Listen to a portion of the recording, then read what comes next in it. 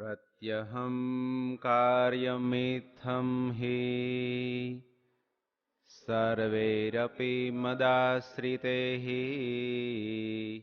संस्कृतप्राकृतग्रन्थ अभ्यासश्चापि यथा मतिः। श्रीजी महाराज शिक्षापत्रीना 65મા શ્લોકમાં આશ્રિત જનોને આજ્ઞા કરતા એવું કહે છે, અમારા જે સર્વે સત્સંગી તેમણે જે પ્રકારે પૂર્વે કહ્યું એ પ્રકારે કરીને જ નિત્ય પ્રત્યે કરવું અને સંસ્કૃત અને પ્રાકૃત એવા જે સદગ્રંથ તેમનો અભ્યાસ પણ પોતાની બુદ્ધિને અનુસારે કરવો. શતાનંદ સ્વામી ભાષ્ય વિવેચન કરતા એવું મહારાજનો અભિપ્રાય બતાવે છે કે મહારાજ પોતાના આશ્રિત જનોને અભણ અને અબુધ જોવા ઈચ્છતા નથી. ધનની ગરીબી કરતા માણસને મનની ગરીબી બહુ વધુ મુશ્કેલી જીવનમાં ઊભી કરતી હોય છે. મનથી જે અમીર હોય છે, તનથી ભલે ફકીર હોય તો એના જીવનની મસ્તી કોઈ જુદી હોય છે. ગ્રંથોનો અભ્યાસ કરવો, સાથે પૂર્વે અમે જે કહ્યું એ પ્રકારે નિત્ય પ્રત્યે કરવું. પૂર્વે શબ્દના પ્રયોગ દ્વારા મહારાજનો અભિપ્રાય એ છે કે આગળના 49 શ્લોકથી લઈને 64 શ્લોક સુધીમાં જે મહારાજે વિધાન કર્યું છે એ અમારા હર કોઈ વર્ણના આશ્રમના હરિભક્ત સત્સંગી હોય તેમણે એને અનુસરીને વર્તવું. દરેકને માટે મહારાજ સામાન્ય રીતિ નિત્ય વિધિમાં બતાવે છે.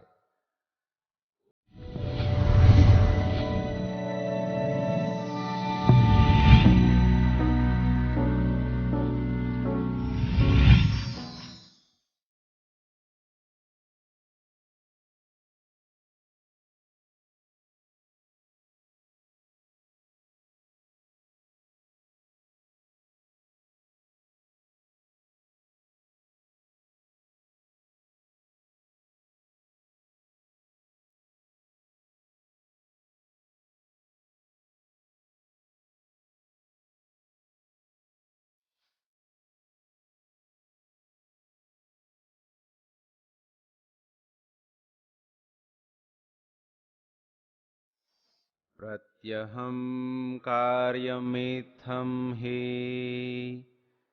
सर्वैरपि मदाश्रितैः. ધોયેલું એક વસ્ત્ર પહેરવું અને એક ઓઢવું. પવિત્ર પૃથ્વીને વિશે સારી રીતે બેસી શકાય એવા આસન ઉપર પૂર્વ મુખે કે ઉત્તર મુખે બેસવું. ચાંદલો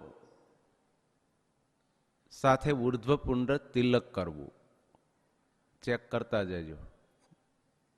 ઘણી વખત ઘણા પૂજા કરતા હોય પણ ખાલી ચાંદલો કરતા હોય. આજ્ઞા શું છે? અને કેવળ ચાંદલો કરવાની આજ્ઞા કોને છે? કોને છે? આગળ શ્લોકનું બહુ વિસ્તારથી વર્ણન કરેલું છે. અસત શુદ્ર હોય એમણે કેવળ ચાંદલો કરવો કુમકુમનો. સત્સંગી માત્ર એ મહારાજ એવું કીધું કે ચાંદલાએ સહિત ઉર્ધ્વપુંડ તિલક કરવું. સુવાસની જે સ્ત્રીઓ હોય તો તેમણે કુમકુમનો ચાંદલો કરવો. વિધવા સ્ત્રીઓ હોય તો તેમણે ચંદન કે કુમકુમનો ચાંદલો ન કરવો. સાથે માનસી પૂજા ભગવાનની કરવી ત્યાર પછી ભગવાનનો જપ કરવો કે પૂજા જે નિત્ય આપણે કરતા હોય એમાં જે વિધિ બતાવેલી છે એ પ્રકારે ભગવાનની પૂજા કરવી, સ્તોત્રનો પાઠ કરવો, ભગવાનને જે કાંઈ ઘરમાં રસોઈ બનાવતા હોઈએ તે નૈવેદ્ય ધરી અને પછી પ્રસાદ જમવો, નિત્ય સાયંકાળે ભગવાનના મંદિરે દર્શને જવું, ત્યાં જઈને સંકીર્તન કરવું, કથા વાર્તા પરમ આદર થકી કરવી અને સાંભળવી, ઉત્સવના દિવસે વાજિંત્ર સહિત સંકીર્તન કરવું. આ 49 શ્લોકથી લઈ અને 64 શ્લોક સુધીનો જે મહારાજે નિત્ય વિધિ આશ્રિત જનોને બતાવ્યો છે એ આમ તો અધ્યાત્મ જીવનના એક પ્રાણ રૂપ છે. દરેકે એનું અનુસરણ કરવું એવી આજ્ઞા મહારાજની છે. ગ્રંથનો અભ્યાસ કરવો એ 65મા શ્લોકમાં મહારાજે કીધું, ગ્રંથા આસ્તિક સંદર્ભાસ તેષામ અભ્યાસ મુહુહુ આલોચનમ. શતાનંદ સ્વામી એવું કહે છે કે આસ્તિક ગ્રંથનો અભ્યાસ કરવો, જેમાં નાસ્તિકપણાનું પ્રતિપાદન કર્યું હોય તો એને અહીંયા અભ્યાસ તરીકે કોઈ ગ્રંથમાં ગણતરી કરવામાં આવેલી નથી. અભ્યાસ કોને કહેવાય? પુનઃ પુનઃ સંશીલનમ અભ્યાસ મુહુર્હ આલોચનમ. વારંવાર જેનો વિચાર કરવો, મનન અને ચિંતન કરવું એને અભ્યાસ કહેવાય. યથા યથા હિ પુરુષો નિત્યમ શાસ્ત્રમ નિષેવતે તથા તથા વિજાનાતિ વિજ્ઞાનમ અથ રોચતે. મહાભારતનો શ્લોક લખીને શતાનંદ સ્વામી એવું કહે છે કે મહાભારતના રાજ્ય ધર્મની અંદર એવું વિધાન કરવામાં આવ્યું છે કે માણસ પ્રતિદિન જેમ જેમ શાસ્ત્રનું સેવન કરે છે, અધ્યયન કરે છે, મનન અને ચિંતન કરે છે, તેમ તેમ તેમને વિશેષ પ્રકારનું જ્ઞાન થતું જાય છે. અને તે પછી તે જ્ઞાનમાં તેની અભિરુચિ પ્રગટ થાય છે, અને અભિરુચિ જ્યારે એ જ્ઞાનમાં પ્રગટ થાય ત્યારે એ વ્યક્તિ એ જ્ઞાનને અનુસારે જીવન જીવવાની શરૂઆત કરે છે. જાણે જ નહીં તો એની ઈચ્છા ક્યાંથી થાય અનુસરવાની? ગુરુ મહારાજ કહે છે ને, જાણે એને તાણે. કંઈક ખબર હોય કે આ પ્રકારનું શાસ્ત્રનું વિધાન છે, આ પ્રકારે આમ કરવું જોઈએ. આ શિક્ષાપત્રી ભાષ્યની કથા ચાલે છે તો ઘણા હરિભક્તો પછી કહેતા હોય કે સત્સંગમાં તો 60-70 વર્ષ થયા, પણ આ આજ્ઞા આ પ્રકારની હતી એ તો હવે ખબર પડી. ક્યારેક સમજ્યા હોઈએ, સાંભળ્યું હોય, કંઈક શીખ્યા હોઈએ, વાંચ્યું હોય તો પછી ખબર પડે, એ પ્રસંગ આવે, એ સમય આવે ત્યારે કે નહીં, મહારાજનો રદગત અભિપ્રાય આવો છે. આવું મહારાજનું કહેવાનું છે. શ્રવણ ન કર્યું હોય, વાંચન ન કર્યું હોય, કોઈ પણ પ્રકારનો અભ્યાસ કર્યો ન હોય તો રદગત અભિપ્રાયો શાસ્ત્રના જાણ્યામાં આવતા નથી. શતાનંદ સ્વામી એવું વિધાન કરે છે કે પદ્મ પુરાણની અંદર મહારાજ એવું કહે છે કે પશુ તુલ્યો નરો જ્ઞેય સત્શાસ્ત્ર અભ્યાસનમ વિનાહા. સત્શાસ્ત્રના અભ્યાસ વિના મનુષ્ય જન્મ પામેલો માણસ, એને શાસ્ત્રકારો માણસ કહેતા નથી, એને પશુ સમાન કીધો છે. સર્વેરપી મદાશ્રિતે. મહારાજ શિક્ષાપત્રની અંદર એવી આજ્ઞા કરે છે કે અમારા સર્વે કોઈ આશ્રિતો, બાઈ હોય કે ભાઈઓ હોય, બાળકો હોય, સર્વ કોઈએ સત્શાસ્ત્રનો અભ્યાસ કરવો. એ પછી શાસ્ત્ર 2 પ્રકારના હોય, પ્રાકૃત અને સંસ્કૃત. મહારાજની એક વિદ્યા પ્રત્યેની અભિરુચિ અનોખી છે. શતાનંદ સ્વામીએ વિદુરજીનું વિધાન ટાંકતા ભાષ્યમાં એવું કીધું કે અવિદ્ય પુરુષ શૌચ્ય.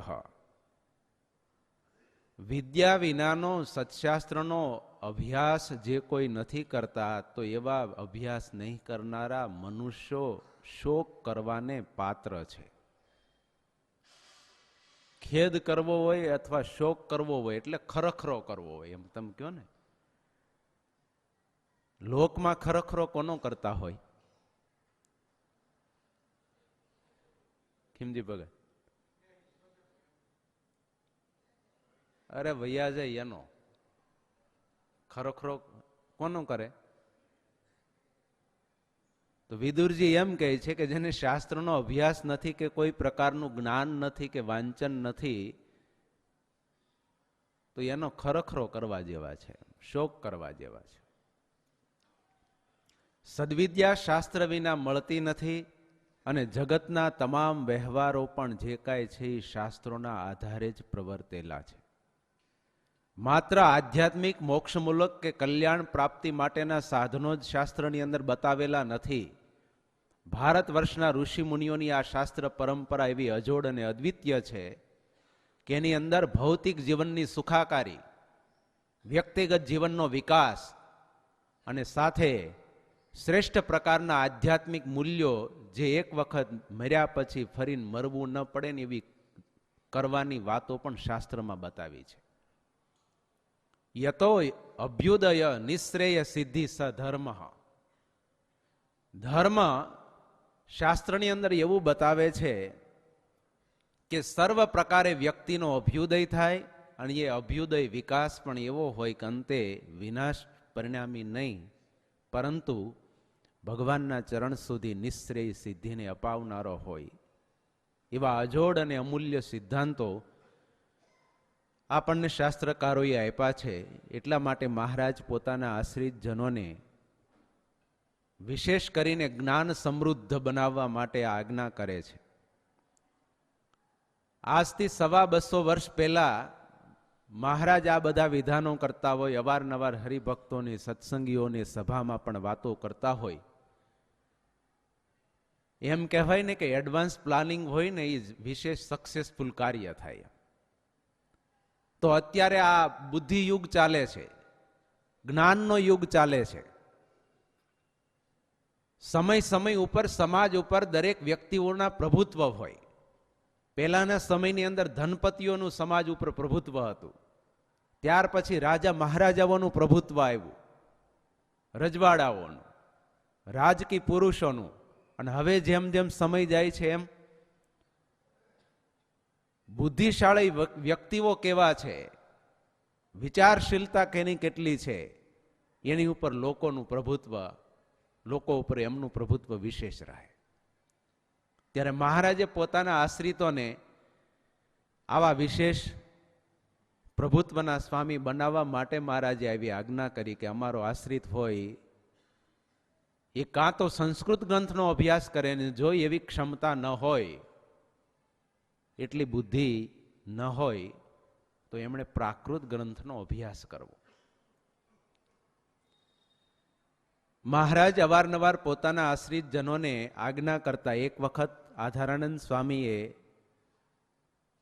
હરિચરિત્રામૃત સાગરમાં એવું લખ્યું, ગઢપુરમાં મહારાજ બિરાજમાન હતા અને ત્યારે દેશાંતરમાં ગામડે ગામડે રહેતા હરિભક્તોને મહારાજે પત્ર લખી અને એવું કહેવરાવ્યું કે અમારા આશ્રિત એવા જે સર્વે સત્સંગી હરિભક્ત સ્ત્રીઓ અને બાઈઓ, તેમણે સૌએ પ્રાકૃત અથવા તો સંસ્કૃત ગ્રંથનો યથામતી અભ્યાસ કરવો.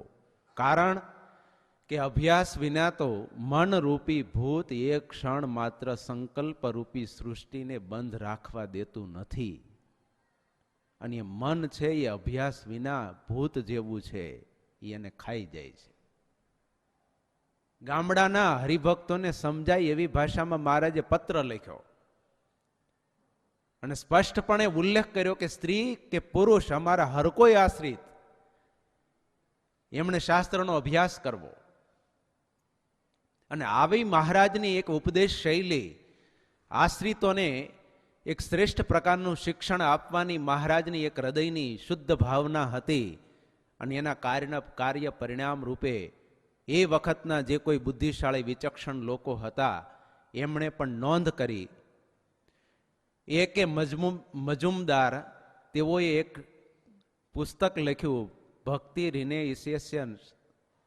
એની અંદર એમણે એવું વિધાન કર્યું કે સ્વામિનારાયણ ભગવાનના સમયથી જ આ સંપ્રદાયની અંદર સ્ત્રી અને પુરુષોને અક્ષર જ્ઞાનની ટકાવારી ઊંચી હતી. સ્ત્રી સમાજની અંદર શ્રેષ્ઠ બને એટલા માટે એમણે એના શિક્ષણની, એના અધ્યાત્મની કેળવણી માટે અલગ મંદિરોની વ્યવસ્થાઓ કરી અને ત્યાં પણ એમના અધ્યાત્મ ગ્રંથો અને અક્ષર જ્ઞાનનું શિક્ષણ આપવાની એણે તકેદારી રાખી હતી. જે કે મજુમદાર એમણે આવું વિધાન કર્યું. મોટા મોટા બુદ્ધિશાળી લોકો એ પણ પ્રમાણ કરતા કે સ્વામિનારાયણ ભગવાન એ વિદ્યા અને શિક્ષણના હિમાયતી હતા.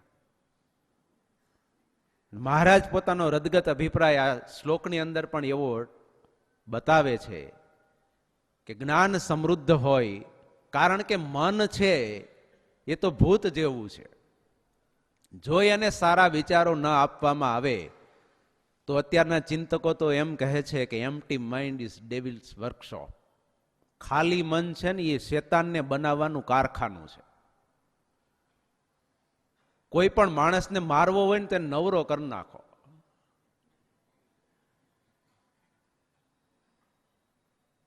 એટલે લોકમાં નથી કહેતા નવરા હોય એ શું કરે? જોવો જ બધાને ખબર છે, અને છતાંય આપણે બધાને રહેવું છે પાછું એમ. મનથી તકલીફ થોડીક લેવી, પુરુષાર્થ કરવો અને મનને કોઈ શુભ ક્રિયામાં, શુભ ચિંતનની અંદર જોડી રાખવું. મહારાજે જે કયા સવારથી સાંજ સુધીની નિત્ય ક્રિયાઓ બતાવી, તો એકંદરે તમે જોવો ને તો સીધી મન ઉપર ટ્રીટમેન્ટ કરતી હોય ને એવી બધી બાબતો છે.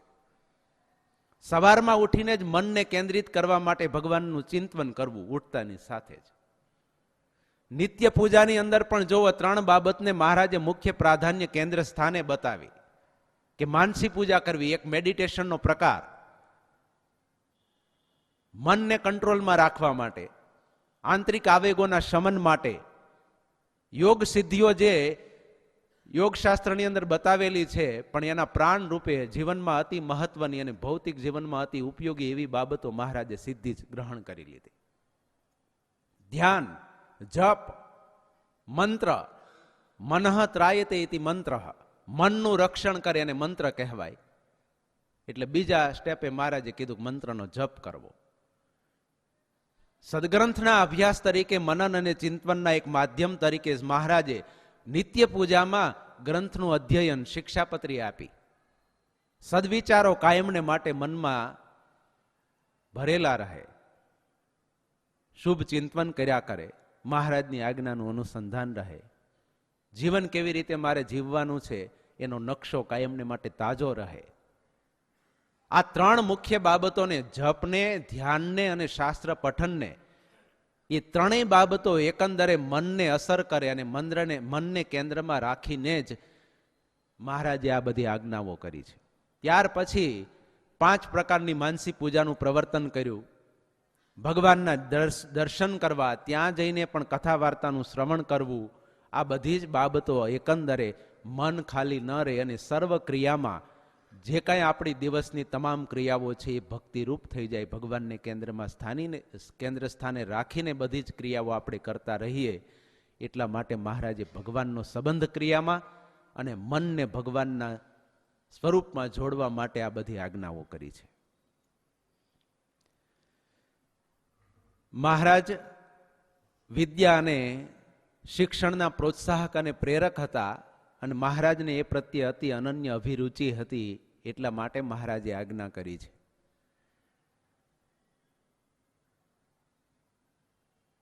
કેટલાક સંતો કાર્યાણીની અંદર અભ્યાસ કરતા. સંતોને મહારાજ શિક્ષણ આપવામાં બહુ આગ્રહ રાખતા. આધારાનંદ સ્વામી હરિચરિત્રામૃતમાં લખ્યું છે.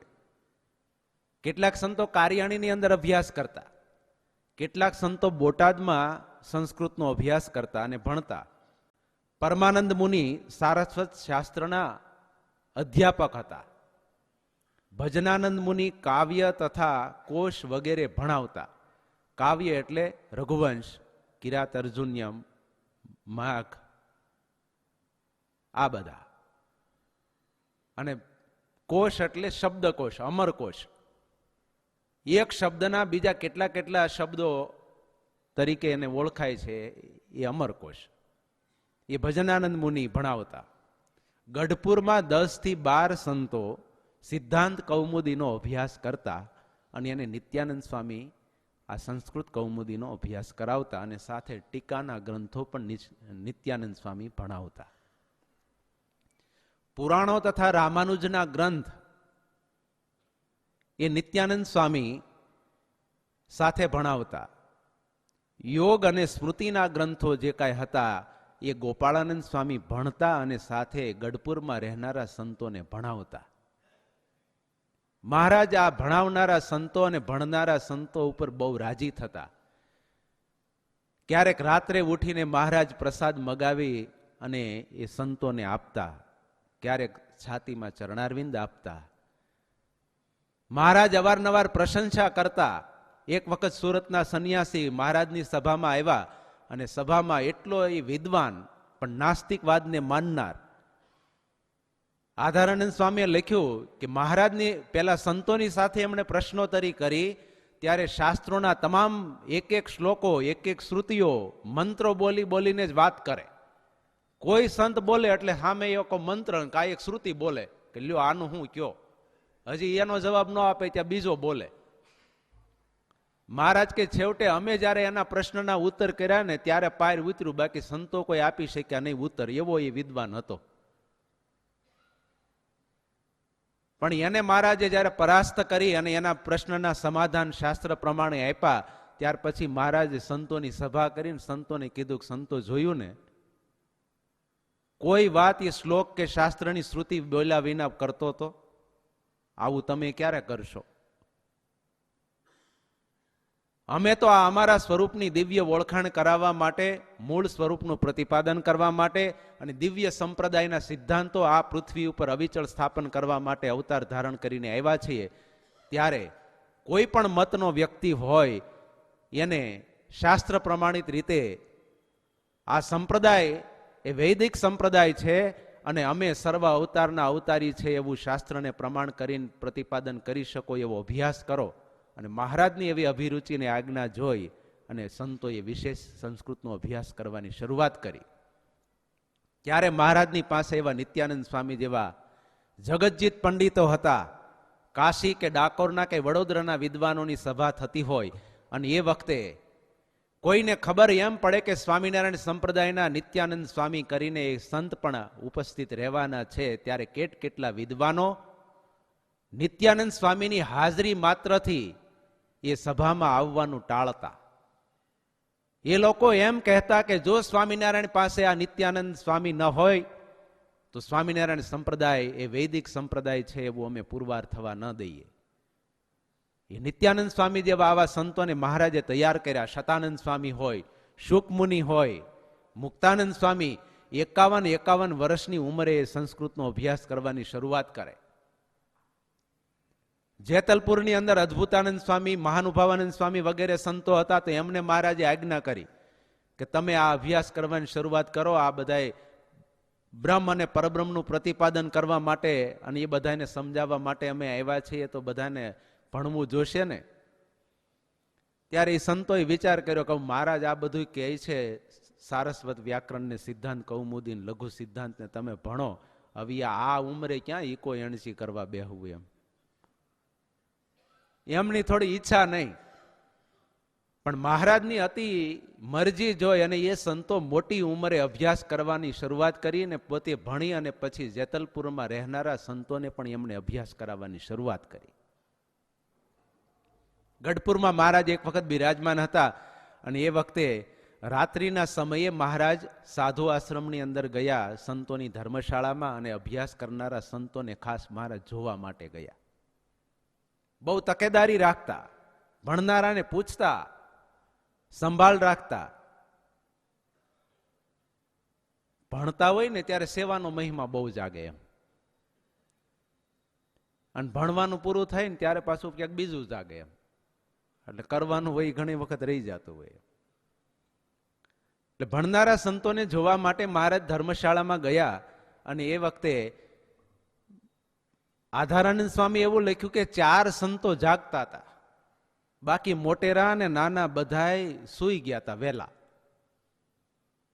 4 સંતોમાં કોણ કોણ જાગતા હતા અને અભ્યાસ અને વાંચન કરતા હતા? તો મુક્તાનંદ સ્વામી, વિશુદ્ધાત્માનંદ સ્વામી, આનંદાનંદ બ્રહ્મચારી અને વાસુદેવાનંદ બ્રહ્મચારી. આ 4 સંતો શાસ્ત્રનું અધ્યયન, મનન, ચિંતન, વાંચન કરતા હતા અને બાકીના બધા સૂઈ ગયા હતા. એટલે મહારાજ એ બધું જોઈ અને અક્ષર ઓરડીમાં આવ્યા, શયન કર્યું, સવારે સંતોની સભા કરી, બધા જ ભણનારા નાના મોટા દરેકને બોલાવ્યા. મહારાજે સીધી જ આજ્ઞા કરી કે આજે બપોર પછી બધાએ ગુજરાતમાં વિચરણ કરવા નીકળવાનું છે. મુક્તાનંદ સ્વામી હાથ જોડ્યા, મહારાજ કાંઈ અમારી ભૂલ? મહારાજ કે ભૂલ નહીં તો આ ભણવાનું કઠણ પડે, એની કરતા સત્સંગમાં વિચરો તો બે જીવને ક્યાંક યોગ થાય તમારો, અને સારી ક્યાંક આવડે એવી વાતો કરો તો એટલાથી તો કામ ચાલે. આ ભણનારા અને ભણાવનારા વહેલા સુઈ જાઓ તો એ હું ભણ્યા ને હું ભણશો. મહારાજે આવું કીધું કે શું ભણ્યા ને શું ભણશો. મુક્તાનંદ સ્વામીએ ફરી મહારાજને હાથ જોડી વિનંતી કરી, પ્રભુ હવેથી બધા સંતો 12 વાગ્યા પહેલા કોઈ સૂશે નહીં, અને અમે એનું ધ્યાન રાખશું અને બરોબર બધાને અભ્યાસ કરાવીશું. મહારાજ કે એવું કરવાના હોય તો ગુજરાતમાં જવાનું કાંઈ નહીં, તો ભણવાનું ચાલુ રાખો. બીજે દિવસે મહારાજે હરિભક્તો પાસેથી કેરી મગાવી અને 2 ગાડા કેરી મંગાવી અને બધા સંતોને પોતાના હાથે ભણનારા સંતોની કેરીની પ્રસાદી આપી અને છાતીમાં ચરણારવિંદ આપ્યા. મહારાજની એક વિશેષ અભ્યાસ પ્રત્યેની અભિરુચિ હતી, અને આવી રીતે જે કોઈ અભ્યાસ કરતા હોય, શાસ્ત્રનું પઠન વાંચન કરતા હોય તેની ઉપર મહારાજ અતિ રાજી થતા, કારણ કે સિદ્ધાંતો, સંપ્રદાયની પ્રણાલિકાઓ, રહસ્યો એ શાસ્ત્રના આધારે જળવાતા હોય છે. અને એમાંય વિશેષ કરીને સંતો એ તો સિદ્ધાંતો કે સત્સંગના પ્રવર્તક, અને એ જો આત્મસાત કર્યા હોય આ બધા સિદ્ધાંતોને, જ્ઞાનને, તો વિશેષ એમના યોગમાં આવનારા હર કોઈ હોય એમના જીવનમાં પણ આ બધી બાબતો આત્મસાત થતી હોય છે. ત્યારે મહારાજે એવી આજ્ઞા કરી કે સર્વે અમારા બાઈ ગ્રહસ્થ ત્યાગી તેમણે પ્રાકૃત અથવા તો સંસ્કૃત ગ્રંથનો અભ્યાસ કરવો. વાંચન અને અભ્યાસમાં ભેદ છે, તફાવત છે. ઝડપથી વાંચી જવું એને વાંચન કહેવાય, અને મનનપૂર્વક સમજીને અંતરમાં ધારવું, વિચારવું, વારંવાર એનું ચિંતન કરવું એને અભ્યાસ કહેવાય. એટલે શાસ્ત્રમાં અભ્યાસની વ્યાખ્યા પુનઃ પુનઃ સંશીલનમ અભ્યાસ, વારંવાર એનું મનન અને ચિંતન કર્યા કરવું. વાંચતા હોઈએ, એક વચનામૃત વાંચ્યું પણ પહેલો પ્રશ્ન આ, એનો ઉત્તર મહારાજે આ આપ્યો, બીજો પ્રશ્ન આ, એનો ઉત્તર આ, એવી રીતે થોડુંક મનને રોકીને તુરંત પાછું મન પાસે પ્રશ્ન કરી અને કેટલું યાદ રહ્યું એનું મનન ચિંતન કરે તો એનો વિશેષ ફાયદો થાય છે. ખાલી પાઠ કરી જઈએ તો એ મનમાં યાદ ન રહે, જ્યારે નજર સામે હોય ત્યાં સુધી યાદ રહે. પણ મહારાજ કે એનો અભ્યાસ કરવો. અભ્યાસનો અર્થ શતાનંદ સ્વામી એવો કર્યો, એકાગ્ર મને કરીને મનન અને ચિંતન પૂર્વક વિચાર સાથે શાસ્ત્રનું પઠન કરવું જોઈએ. પ્રાકૃત ગ્રંથ એને કહેવાય કે દેશ ભાષાની અંદર લખાયેલા હોય, અને સંસ્કૃત ગ્રંથ જે દેવ ભાષામાં લખાયેલા હોય. મહારાજે આજ્ઞા કરી કે પોતાની બુદ્ધિ અનુસાર એનો અભ્યાસ કરવો. બીજા ગ્રંથોનો કદાચ આપણે વાંચી ન શકીએ, પણ અત્યારે તો ભાગવત હોય તેનું ગુજરાતી છે, સત્સંગી જીવન ગુજરાતીની અંદર લખાયેલું છે, હરિલીલામૃત ગ્રંથ હોય, 8 સત્શાસ્ત્રો મહારાજે જે કીધા છે એમાંથી જે જેને અનુકૂળ હોય તો એ સમય અનુરૂપ વાંચન કરવું જોઈએ. કદાચ એ ન થઈ શકે તો વચનામૃત તો છે જ. નિષ્કુળાનંદ કાવ્ય, ભક્ત ચિંતામણી, સ્વામીની વાતો, આ બધા જે સંતોએ, મહારાજે જે ગ્રંથોની રચના કરી છે એ તો અતિ અલૌકિક અને અદ્ભુત છે. યાદ કરીએ કે એ સમયની અંદર કોઈ નહોતા પેન, કાગળ કે કોઈ એવી લાઈટો, કોઈ વ્યવસ્થા નહોતી. કેવળ એ સંતોએ રાત્રિ દિવસ એક કરીને આ ગ્રંથોની રચનાઓ કરી. મહારાજના રદગત અભિપ્રાયો, વાતો, ચરિત્રો, હરિભક્તોના જીવન કવન, એ બધું અતિ દાખલો કરીને એમણે આલેખન કર્યું કે ક્યારેક લખવાનો પ્રયત્ન તો કરજો કેમ લખાય. ઈ વખતે તો કાગળ ન હતા, પેનો ન હતી, એરડિયાના દીવાઓ પ્રગટાવી શાહી બનાવવાની, અને એ ઓલી કલમ લાકડાની હોય એનાથી બોળે અડધો અક્ષર લખાય. અટાણની જેવી રેનોલ ને ફાઉન્ટન ને એવી પેનો નહોતી. કેવી શ્રદ્ધા હશે ને કેવી મહારાજની પ્રત્યેની ભક્તિ હશે એ નંદ સંતોના હૃદયમાં. અગણિત ઉપકાર તો એ પરમહંસોના આપણે ગણીએ કે આજે આપણે જે કયા ચરિત્ર પ્રસંગો સાંભળીએ છીએ, વાતો કરીએ છીએ કે એ પ્રમાણે અનુસરવાનો પ્રયત્ન કરીએ છીએ, એ સંતોએ આ કાંઈ લખ્યું જ ન હોત, કીર્તનો બનાવ્યા જ ન હોત, બ્રહ્માનંદ સ્વામી જેવા હોય 30,000 પદોની રચનાઓ કરે, નિષ્કુળાનંદ સ્વામી હોય 20 ગ્રંથની રચના કરે, ને એ ગ્રંથ પણ એવો અદ્ભુત,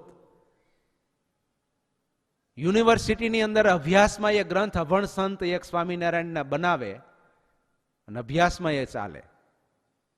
સત્સંગી જીવન ગ્રંથ શતાનંદ સ્વામી એવું કહે કે રમણીયમ ઇદમ શાસ્ત્રમ સર્વ શાસ્ત્ર શિરોમણી, કે આ મેં ગ્રંથ રચી અને મહારાજ સ્વામિનારાયણ ભગવાનના હાથમાં આપ્યો ને ત્યારે સ્વામિનારાયણ ભગવાન આ ગ્રંથને માથે ઉપાડી અને નાચતા નાચતા એવું બોલ્યા કે આ ગ્રંથ એ તો રમણીયમ ઇદમ શાસ્ત્રમ સર્વ શાસ્ત્ર શિરોમણી, આના જેવો બીજો કોઈ ગ્રંથ નથી. કલો કિરેણ ભાષિતમ, કળયુગની અંદર છવાયેલા અંધકારને દૂર કરવા માટે સૂર્ય સમાન આ સત્સંગી જીવન ગ્રંથ હું આપું છું, જેમાં મારો રદગત અભિપ્રાય મારા સંતોએ આમાં આલેખન કર્યું છે. ગોપાળાનંદ સ્વામી એમ કે આ મહારાજ જે વચનામૃત બોલ્યા છે એ વચનામૃતની અંદર કલ્યાણ અને મોક્ષ માટેનો કોઈ મુદ્દો જો બાકી રહ્યો હોય ને તો હું મારા ગળાના સમ ખાઉં છું. આ અદ્ભુત શાસ્ત્રો મહારાજે સંતોએ અતિ દયા કરીને આપણને આપ્યા છે. એ વખતે તો પ્રતો ન હતી, વાંચન કે પાઠ કરવો હોય ને તો એક જુનાગઢમાં હોય તો ત્યાંથી ગઢપુર લઈ આવે ને ગઢપુરથી પાછા વળી ક્યાંક ધોલેરા લઈ જાય, વડતાલ લઈ જાય, ત્યારે એમાંય વિનંતી કરે ત્યારે માંડ પ્રતનો હાથમાં આવે ને એ વળી પાઠ થાય. મહારાજ વળી એમાંથી પાછા ખરડા તૈયાર કરાવતા, કોપીઓ કરાવતા. અત્યારની જેમ ઝેરોક્સ નહોતી, મૂકો ચાપ દબાવો તો. અટાણે પ્રતુ જાજી પણ ઘટ્યું શું? શ્રદ્ધા ખૂટી એમ. નહીતર જોઈએ એવા લ્યો પોકેટ વચનામૃત પૂજામાં રાખવા હોય તો એ ચાલે, ને તમારે કોઈ ટ્રાવેલિંગ કરવું હોય તો એમાં તમે ગયા હો તો એ પણ સાથે રાખી શકો. શિક્ષાપત્રી જોવો, વડીલો વૃદ્ધ હોય તેના મોટે મોટા અક્ષર વાળા વચનામૃતો, ભક્ત ચિંતામણી, જેવા પ્રકારના જેવી સાઈઝના સરસ મજાના ટાઈપ અક્ષરો હોય. પણ હવે જરૂર કેની છે કે આપણા જીવમાં શ્રદ્ધા જાગે કે નહીં. આ મળેલો વારસો ભાગવતની રચના વ્યાસજીએ કરીને તો વ્યાસજીએ વિચાર કર્યો કે આનો અધિકાર કોણ? તો બાપના વારસાનો અધિકાર દીકરાને હોય ને, તો આપણે તો મહારાજના વારસદાર છીએ, તો ઘણો બધો બીજો વારસો લઈએ તો આ વારસો નહીં. અને સુખદેવજી મહારાજને વ્યાસજીએ ભાગવત ભણાવ્યું કે ના ના મારો વારસો સહિત કોને દેવો જોઈએ. અને સુખદેવજી તો આત્મારામ હતા, પર્વતની ગુફામાં જઈને આત્મ સ્વરૂપમાં રમમાન રહેનારા હતા. આત્મા રામશ્ચ મુનિયો નિર્ગંથા અર્પ્યુરુક્કમે હે કુર્વંતી અહેતુ કિમ ભક્તિમ ઇથમ ભૂત ગુણો હરિહી. આત્મ સ્વરૂપમાં લેલીન રહેનારા અને રમમાન રહેનારા સુખદેવજીને એમ થયું કે આ ભક્તિથી ભરેલો મારા પિતાએ ભાગવતનો ગ્રંથ લખ્યો તો એનો પહેલો વારસદાર તો હું એનો દીકરો છું, મારે એ ભણવો જોઈએ. તો એ બોલું આત્મ સ્વરૂપનું ધ્યાન છોડીને ભણવા બેઠા. ને આપણને એમ થાય કે હવે કાંઈ નહીં, આ ઉંમરે હું એમ. આપણે ઓલી પાઠશાળા શરૂ કરી હતી ને, પરીક્ષા લઈએ ને હરિભક્તો કે સ્વામી આમાંથી છૂટવા હાટું ભણવાનું છોડ્યું હતું, ત્યાં તમે ત્યાં પાછા વળગાડ્યા. મનને જ્યાં કઠણ પડે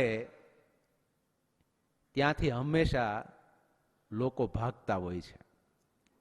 પણ આ બધા અધ્યાત્મ ગ્રંથો કે શાસ્ત્રો એ મહારાજે આપણને આપ્યા છે, એનો આપણે અભ્યાસ કરીએ તો એ આપણા અધ્યાત્મ જીવન અને ભૌતિક જીવનની સુખાકારી માટે જ. કાંઈ જાજુ આપણે દેખાતું ન હોય ને જોઈએ ને તો અત્યારે વર્તમાન સમયમાં તમે જોવો ને તોય ખ્યાલ આવે. શાસ્ત્રીજી મહારાજ હતા તો સ્વામી દરરોજને માટે વચનામૃત પૂજામાં વાંચતા હોય. બપોર વચ્ચે થોડી વાર આરામ કર્યા પછી સ્વામી છેલ્લી ઉંમરમાં સ્વામીની બાજુમાં શાસ્ત્રો પડ્યા હોય અને સ્વામી આમ છાતી ઉપર આમ રાખી, જાડું પુસ્તક હોય, વાંચી ન એ કે હાથમાં થાક લાગે તો એ છાતી ઉપર રાખીને સ્વામી વાંચતા હોય સતત. એ ઉંમરે સ્વામી છેલ્લી ઉંમરમાં ભાગવતના શ્લોકો, વેદ સ્તુતિના, ઉપનિષદના મંત્રો, ગીતાના શ્લોકો સ્પષ્ટપણે ઉચ્ચારણ કરીને બોલતા. 18 દિવસની અંદર વડતાલમાં અભ્યાસ કરતા હતા. 18 અધ્યાય ગીતાના કંઠસ્થ કર્યા. મહારાજને એક શાસ્ત્ર પ્રત્યેની અભિરુચિ જો મેં જોવો કે મહારાજ વેદ સ્તુતિ, જ્યારે ગોપી ગીત, ભ્રમર ગીત, યુગલ ગીત, આ બધી જે ભાગવતની અઘરામ અઘરી સ્તુતિઓ કહેવાની મહારાજને કંઠસ્થ હતી. સેવકરામ સાધુ જ્યારે જંગલમાં વિચરણ કરતા મળ્યા ત્યારે એ ગોપી ગીતની કથા સંભળાવતા, ત્યારે મહારાજ ગોપી ગીત બોલતા ને સમજાવતો. બહુ વિદ્વાન હતો. મહારાજને આ બધું કંઠસ્થ હતું. પિતા પાસેથી, ધર્મદેવ પાસેથી શાસ્ત્રનો અભ્યાસ કરીને ગુટકો તૈયાર કર્યો અને એ વન વિચરણ કરતી વખતે મહારાજે અતિ સુરક્ષિતામ અતિ પ્રિયામ, શતાનંદ સ્વામી એવું વિશેષણ વાપર્યું કે પેલા અસુરે સરયુ નદીમાં મહારાજને ફેંકી દીધા, છતાં પણ પૂજા અને પુસ્તક પાછળે રે, બીજું સર્વે તણાઈ ગયું રે. આ બેને તો મહારાજે જાળવીને રાખ્યા.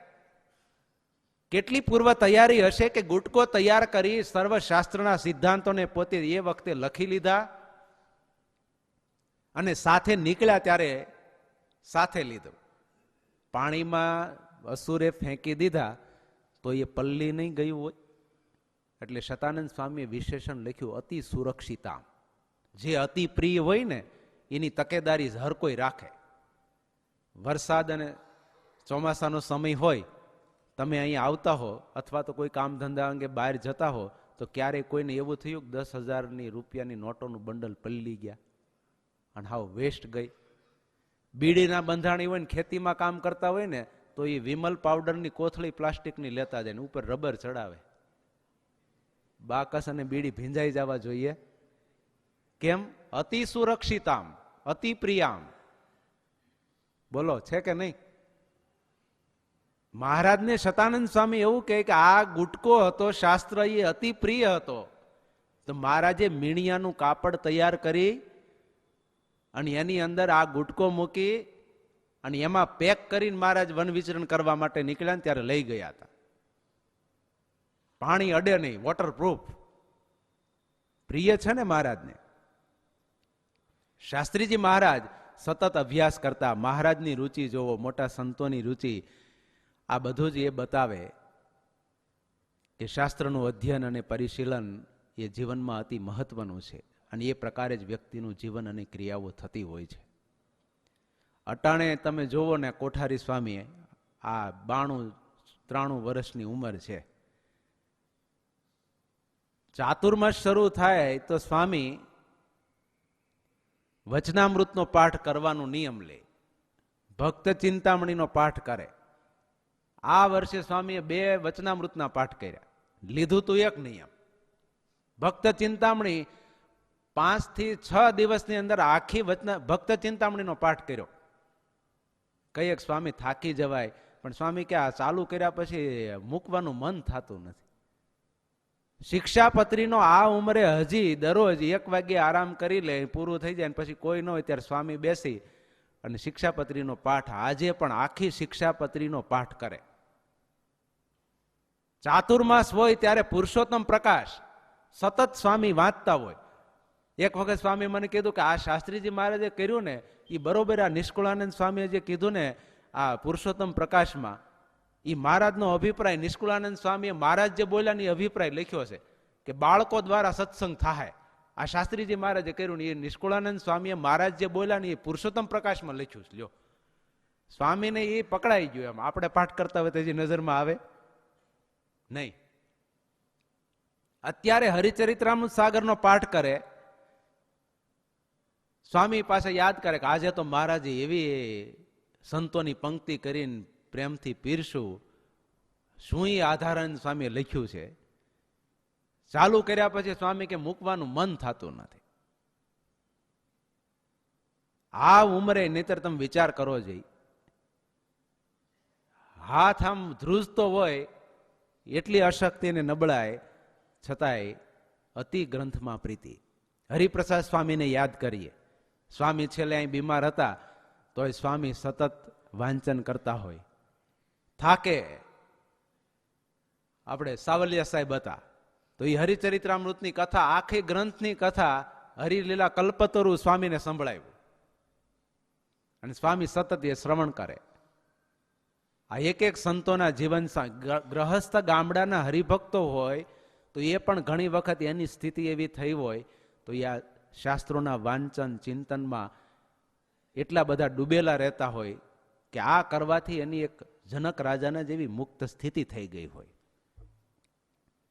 જરગલી ગામના દેવરાજ ભગત અત્યારે છે, 101-2 વર્ષની એમની ઉંમર છે. 2 વર્ષ પહેલા તો એ મંદિરમાં જ રહેતા, અત્યારે બહુ અશક્ત થઈ ગયા એટલે હવે ઘરે રહે છે. એમના દીકરા શિવલાલભાઈ, દીકરાના દીકરા આપણા કાર્યકર્તા છે. થોડા સમય પહેલા એમની સાથે વાત થતી હતી તો એમણે એ જ કીધું કે બાપાની સ્થિતિ એવી છે કે એ સતત વચનામૃતનું વાંચન કરે. ભક્ત ચિંતામણીના આખો દિવસ મંદિરે રહીને પાઠ જ કરતા હોય. કોઈ આવે તો એની સામે આંખ ઊંચી કરીને જોવે નહીં.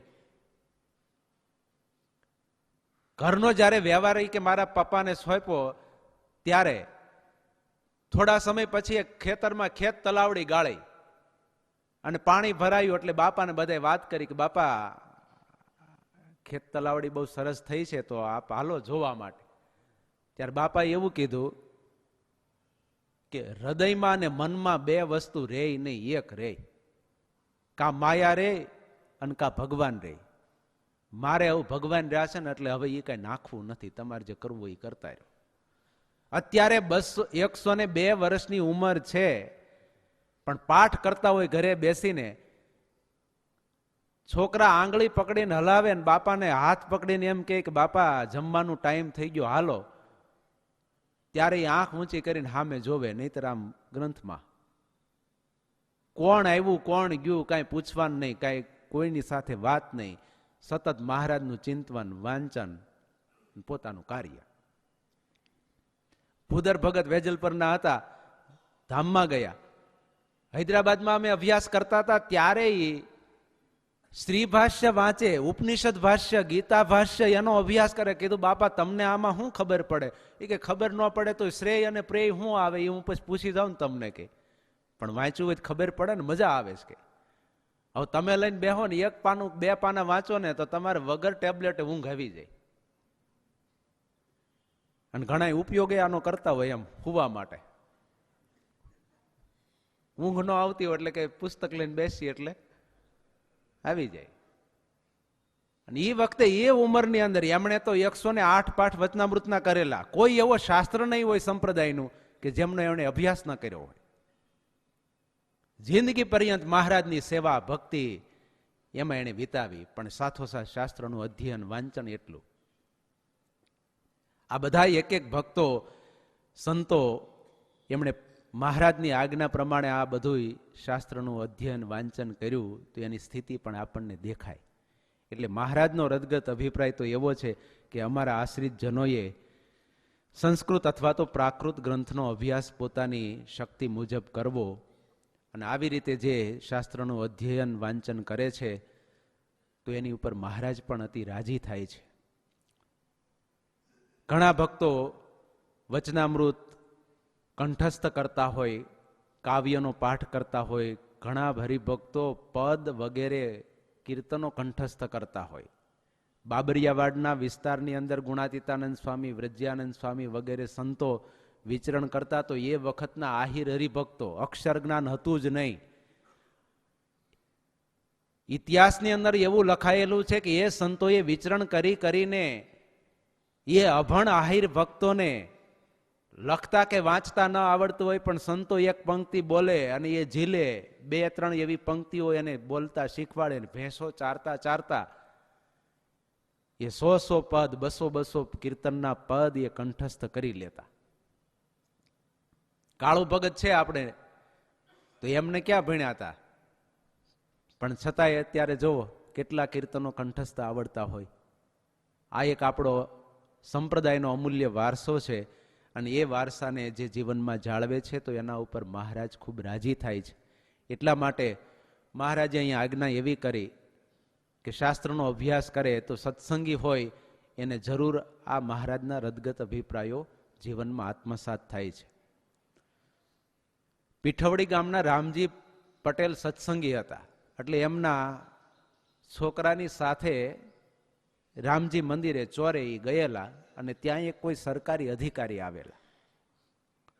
કપાળમાં તિલક ચાંદલો પેલા છોકરાના કપાળમાં હતો, એટલે પેલા અધિકારીએ તિલક ચાંદલો જોઈ અને એવું બોલ્યા કે લાય તારા કાયાનું કલ્યાણ થઈ ગયું હો.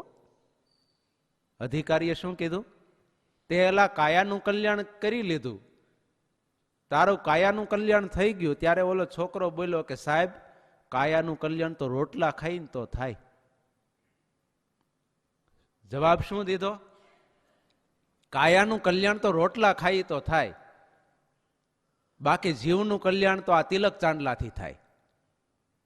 એટલે ઓલા અધિકારીને એમ થયું કે જીવ એટલે શું, તું કોને કહે છે?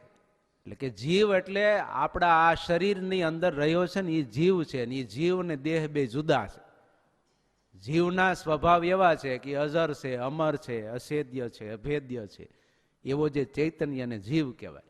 અને એ તો આ તિલક ચાંદલો કરીને ભગવાનની શરણાગતિ સાહેબ સ્વીકારીએ ને તો થાય. કાયાનું કલ્યાણ તો રોટલાથી થાય. ઓલા અધિકારીને એમ થયું કે લે તું તો ભાઈ ભારે બુદ્ધિશાળી મારા કરતા, મને તો ખબર નહોતી, તને ખબર. ત્યારે એના બાપાએ કીધું કે અમારા સાધુ આવે ને એની પાસે બેસે છે અને અમારા સંપ્રદાયના ગ્રંથ વાંચે છે એટલે એને આ જ્ઞાન છે. મોટા મોટા બુદ્ધિશાળી વ્યક્તિઓને પણ સ્વામિનારાયણ ભગવાનના સત્સંગી કે યુવાન દીકરાઓ હોય તો એના જીવનમાંથી પણ કંઈક શીખવાનું મળતું, અને એ પણ આવી વાત વિચાર એનાથી અભિભૂત થતા અને એમ કહેતા કે નહીં તારી જેવી બુદ્ધિ મને છે નહીં. ત્યારે મહારાજે આ શ્લોકની અંદર આશ્રિત જનોને શાસ્ત્રના મનન ચિંતન અને અભ્યાસ સાથે રદગત અભિપ્રાયોને જાણીને એ પ્રમાણે અનુસરવાના હેતુથી આજ્ઞા એવી કરી કે સંસ્કૃત અથવા તો પ્રાકૃત ગ્રંથનો અમારા આશ્રિતોએ અભ્યાસ કરવો જોઈએ. એટલા માટે ખેતીનું કામકાજ કરતા હોય, ધંધા કરતા હોય, ગાડી ચલાવતા હોય તો ત્યારે પણ જે કાંઈ આપણે વાંચન કર્યું હોય, મનન કર્યું હોય એને યાદ કરીએ, ચિંતન કરીએ. સમય કાઢીને થોડુંક કંઈક આપણા સંપ્રદાયના ગ્રંથો એ વાંચવાનું રાખવું જોઈએ, જેથી કરીને આપણું અધ્યાત્મ જ્ઞાન એ સજીવન રહે. કેવળ વાતો સાંભળે અને કથા સાંભળે એના કરતાં પણ શાસ્ત્ર વાંચન કરી અને પછી શ્રવણ કરે ને તો તુરંત એના હૈયામાં પણ હા પડતી જાય કે નહીં, આપણે ભૂલા પડતા નથી. નહીંતર અત્યારે ઘણી વખત ખાલી રેફરન્સ તરીકે આ સ્વામીએ આમ કીધું તું એમ, પણ એ પાછું કેમાં હતું એ ગોતો મળે નહીં. એટલા માટે મહારાજે એવું કીધું કે શાસ્ત્રની અંદર જેનું પ્રતિપાદન કર્યું હોય અને સદગુરુએ જેનું અનુસરણ કર્યું હોય એવી વાતનું જે અનુસરણ કરે છે કે અપનાવે છે તો એના જીવનમાં એ આગળ વધે છે. શાસ્ત્ર પણ પ્રમાણિત હોવા જોઈએ. અને એ ક્યારે ખબર પડે તો કે આપણે એનું વાંચન મનન ચિંતન કરતા હોઈએ ત્યારે, કે નહીં આ શાસ્ત્ર પ્રમાણે ચાલે છે કે પોતાની મનગઢંત વાતો ચાલે છે. ઘણી વખત એવું હોય હું આમ માનું છું, શાસ્ત્રમાં ભલે આમ કીધું એમ, પણ કાંઈ આપણી માન્યતા પ્રમાણે કઈ મહારાજે કીધું છે તમે જેવું માનશો એવું અમે કલ્યાણ કરશું એવું થાય પછી એમ. પણ મહારાજના રદગત અભિપ્રાયોને ધ્યાનમાં રાખી અને જે કોઈ શાસ્ત્રનો અભ્યાસ કરે છે તો એના જીવનમાં વિશેષ ફાયદો થાય છે. એટલે શક્તિ ન હોય સંસ્કૃતના ગ્રંથોની તો પ્રાકૃત ગ્રંથો તો મહારાજે આપેલા જ છે. એ ગ્રંથની કંઈક ને કંઈક વાંચનની ટેવ રાખીએ અને એનું મનન ચિંતન આખો દિવસમાં 1-2 વખત યાદ કરીએ તો આપણા જીવનની અંદર વિશેષ ફાયદો થાય. બોલો સહજાનંદ સ્વામી મહારાજની જય.